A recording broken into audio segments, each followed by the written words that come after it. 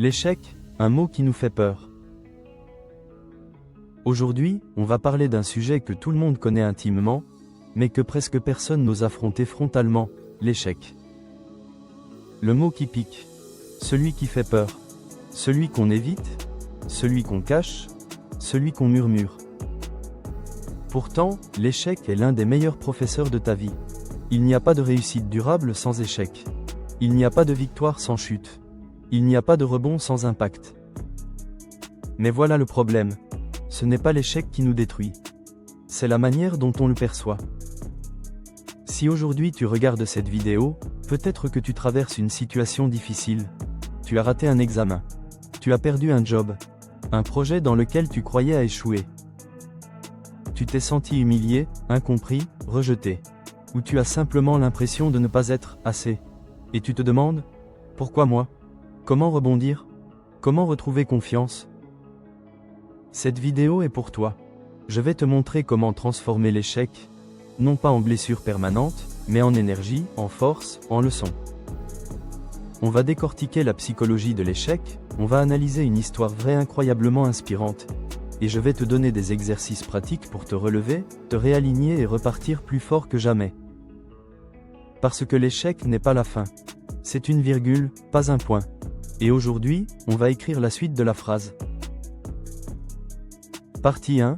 Comprendre psychologiquement l'échec. Pourquoi ton cerveau réagit si fortement ? Avant de parler de rebond, il faut comprendre ce qui se passe à l'intérieur de toi lorsque tu échoues. Et c'est là que la psychologie nous éclaire. 1. Le cerveau déteste l'incertitude. L'échec représente l'inconnu. Que va penser mon entourage ? Que va devenir mon avenir ? Et si je n'y arrivais jamais ? Le cerveau est câblé pour éviter le danger, donc l'échec active des zones liées à la douleur, notamment le cortex singulaire antérieur. Oui, tu as bien entendu, un échec peut être vécu comme une douleur physique. Voilà pourquoi tu te sens blessé. 2. L'échec touche ton identité, pas seulement ton résultat. Tu peux échouer à quelque chose, mais ton cerveau interprète souvent ça comme « je suis un échec ». Tu confonds l'action avec l'identité. Et ce glissement mental est extrêmement destructeur. 3. L'ego veut protéger ton image. Ton ego déteste perdre. Il préfère parfois abandonner plutôt qu'échouer encore. Il préfère te dire « ce n'est pas pour toi » plutôt que d'encourir un nouveau risque. Mais si tu laisses ton ego dicter ta vie, tu ne progresses pas. 4. Ton cerveau n'est pas conçu pour le long terme. Quand tu échoues, il se focalise uniquement sur maintenant, la frustration, la honte, la déception. Mais ton cerveau oublie une chose essentielle. L'échec d'aujourd'hui prépare la victoire de demain. 5. L'échec contient une quantité énorme d'informations. Chaque échec te donne des feedbacks. Ce qui a marché, ce qui n'a pas marché, ce que tu dois améliorer, ou tu dois t'entraîner. Mais sous le choc émotionnel, tu passes souvent à côté de ces données.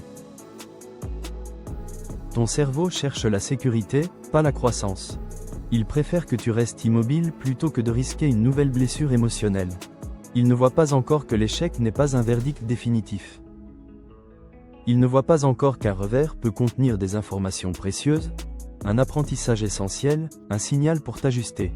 Comprendre cette mécanique intérieure, c'est déjà reprendre du pouvoir.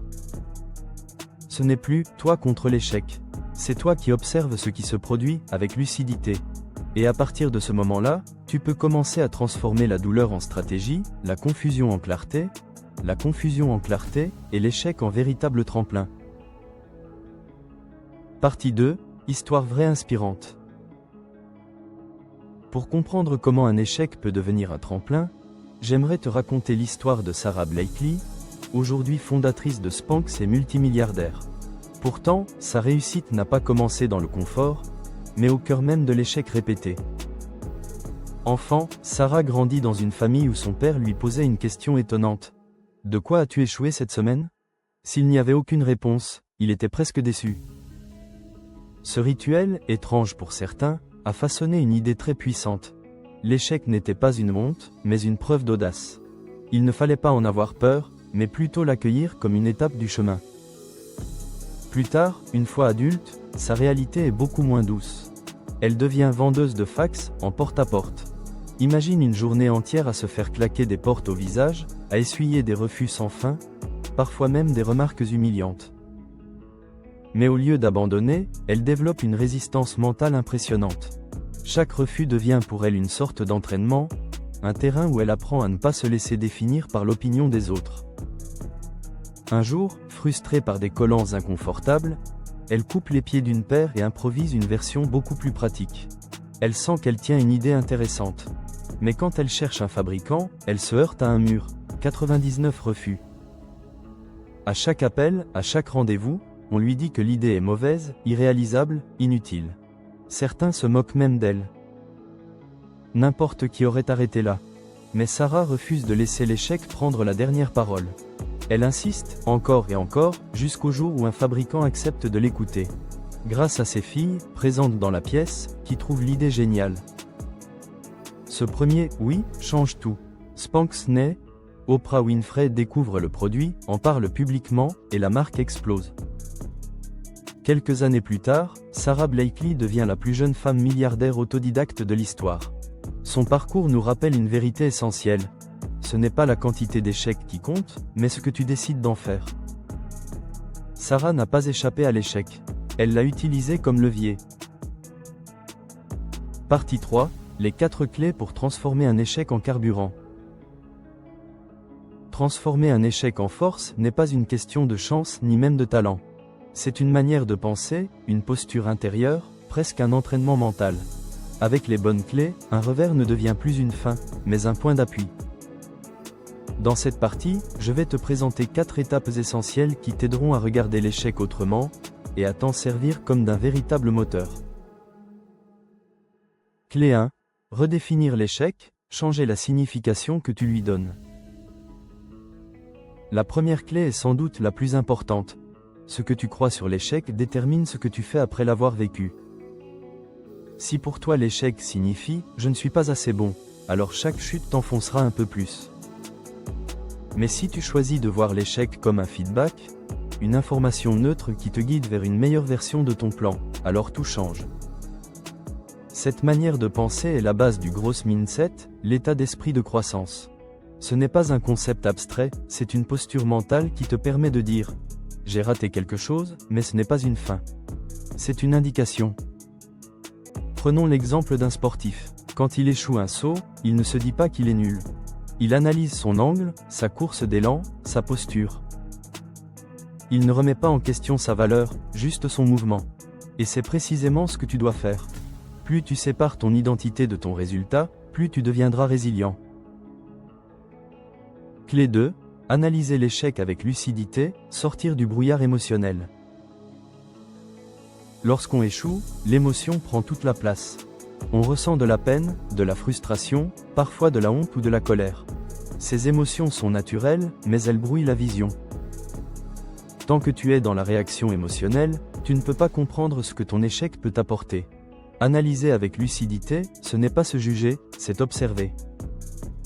Tu peux te poser des questions simples. Qu'est-ce qui a réellement échoué? Ma stratégie ou mon engagement? Quelles parties ont fonctionné, même un peu?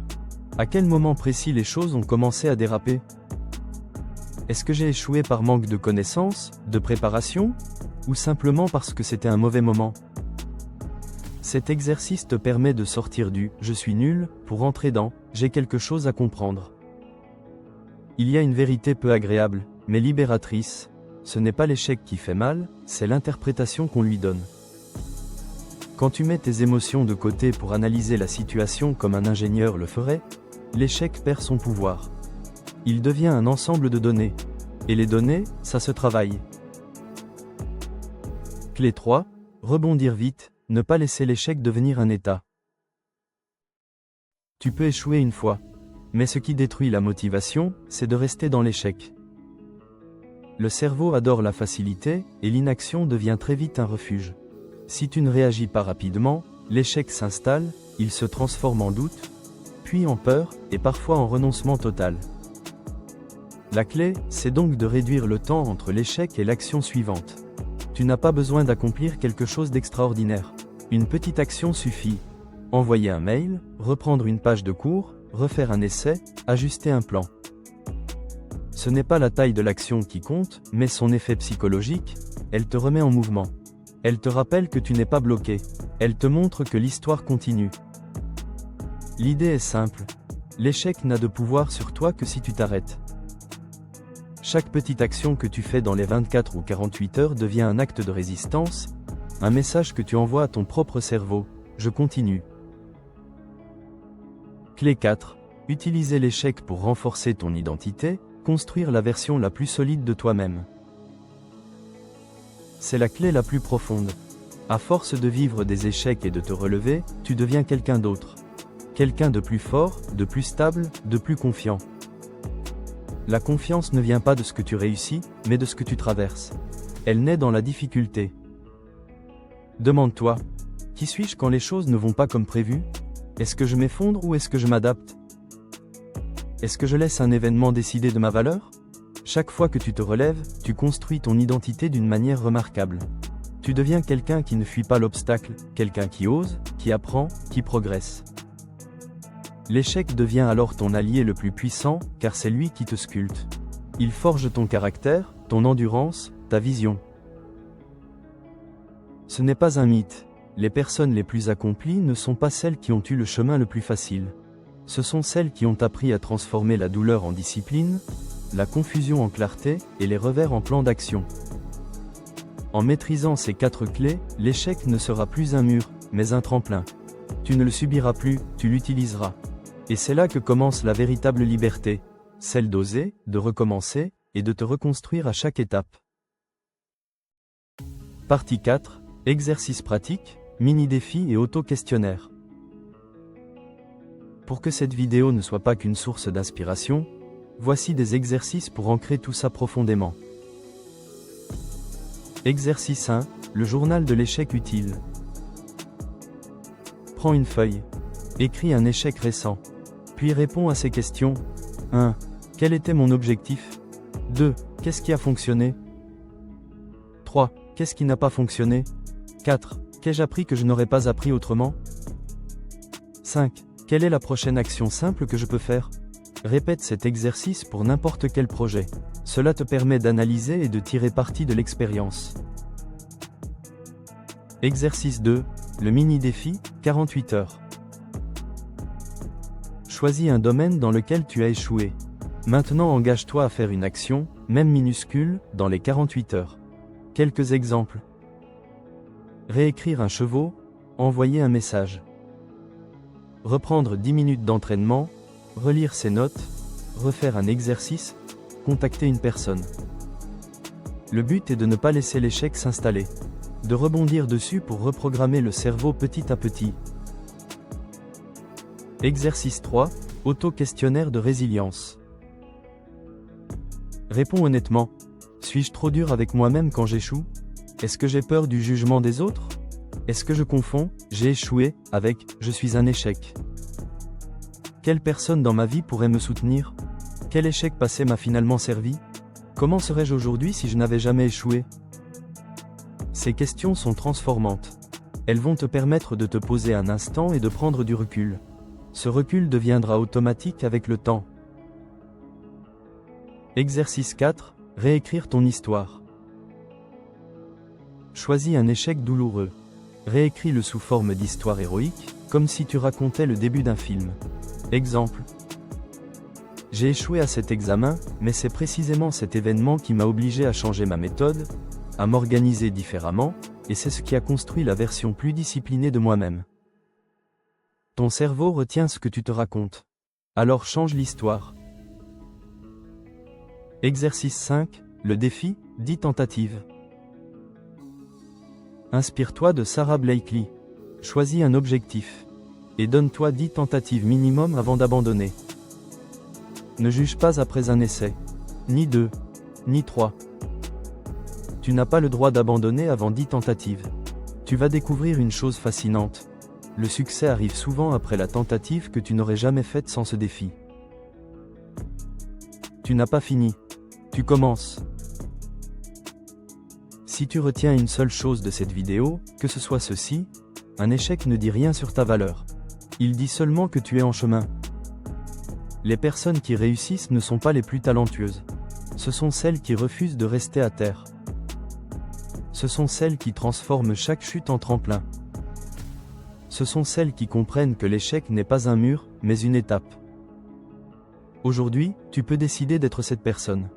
Tu peux décider que ton passé ne définit pas ton avenir. Tu peux décider que tes erreurs deviennent tes leçons.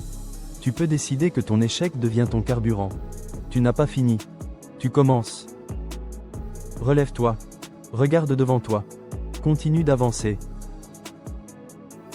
Et souviens-toi, l'échec ne te stoppe pas. L'échec te sculpte. Il te prépare. Il te construit. Il te révèle. Tu vas réussir. Pas malgré l'échec, mais grâce à lui. Si ce message t'a parlé, abonne-toi pour plus de motivation, et aide-moi à faire connaître la chaîne. À bientôt.